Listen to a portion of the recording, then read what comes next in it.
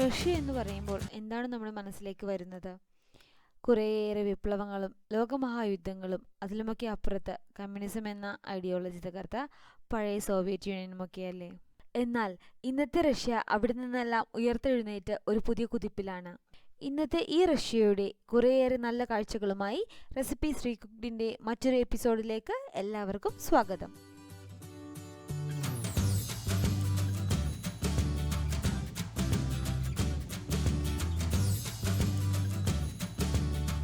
Saint പീറ്റേഴ്സ്ബർഗിലെ രണ്ടാമത്തെ ദിവസമാണിന്ന്. ഇന്നും trip എന്നത്തെയും പോലെ 9 മണിക്ക് തന്നെ സ്റ്റാർട്ട് ചെയ്തു. ആദ്യം ഞങ്ങൾ പോകുന്നത് സെയിന്റ് ഐസക്സ് കത്തീഡ്രലിലോട്ടാണ്. ഏകദേശം 200 വർഷത്തോളം പഴക്കമുള്ള ലോകത്തിലെ തന്നെ ഏറ്റവും വലിയ ഓർത്തഡോക്സ് ചർച്ചാണിത്. 19-ാം നൂറ്റാണ്ടിൽ നിർമ്മിച്ച ഈ ചർച്ചിന്റെ കൺസ്ട്രക്ഷൻ പൂർത്തിയാക്കാൻ ഏകദേശം 40 വർഷത്തോളം എടുത്തു. 1931-ൽ സോവിയറ്റ് ഗവൺമെന്റ് ഈ കത്തീഡ്രലിനെ ഒരു മ്യൂസിയമാക്കി കൺവേർട്ട് ചെയ്തു. And it's functioning as a museum till date.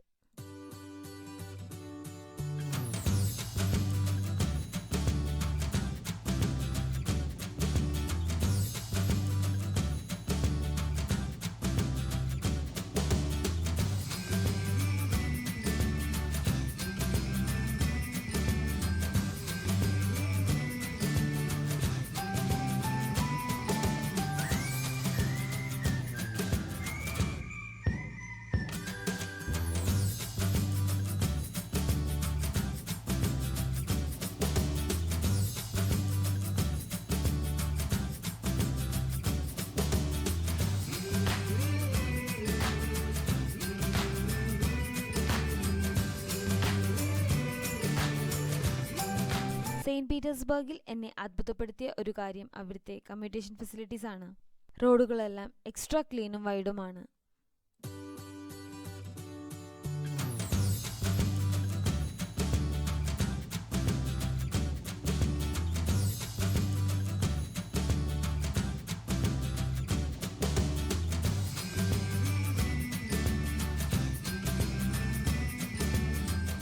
ഞങ്ങൾ സഞ്ചരിക്കുന്ന ഈ റോഡിന്റെ ഒരു വശം നേവ നദിയും മറുവശം മുഴുവൻ കെട്ടിടങ്ങളുമാണ്. നേവ നദിയുടെ കുറുകെ പല ഇമ്പോർട്ടൻ്റ് ആയിട്ടുള്ള പാലങ്ങളുണ്ട്.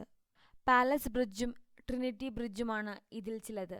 സെയിന്റ് പീറ്റേഴ്സ്ബർഗിൽ ഇതുപോലെ 12 റേസിംഗ് ബ്രിഡ്ജസ് ഉണ്ട്. ലോകത്തിൽ തന്നെ ഇപ്പോഴും കൊമേഴ്ഷ്യൽ യൂസിന് തുറന്നു കൊടുക്കുന്ന വളരെ ചുരുക്കം റേസിംഗ് ബ്രിഡ്ജസിൽ ചിലതാണ് ഇവിടെയുള്ളത്.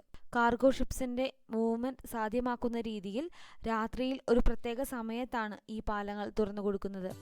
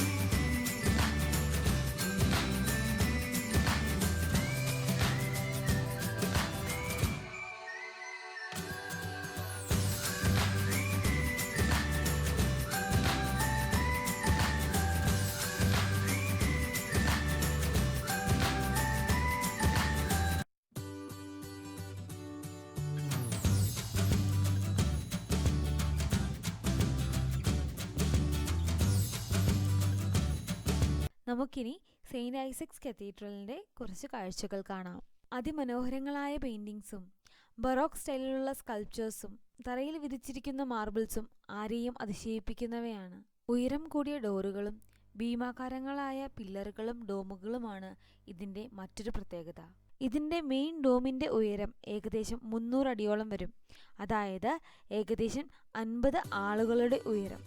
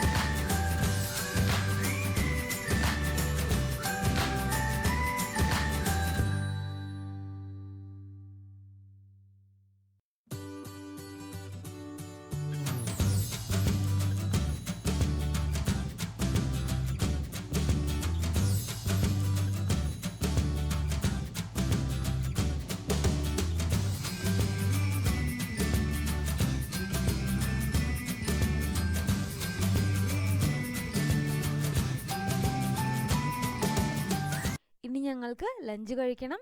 ശേഷം ഹെർമിറ്റാജ് മ്യൂസിയത്തിലേക്ക്.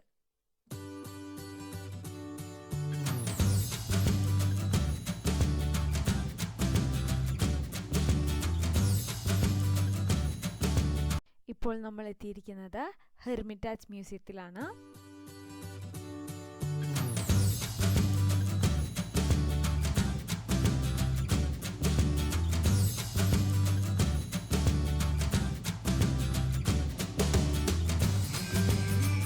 ഇവിടെയും ബറോക്ക് സ്റ്റൈലിലുള്ള ആർക്കിടെക്ചറും സ്കൾപ്ചേഴ്സും കാണാൻ സാധിക്കും.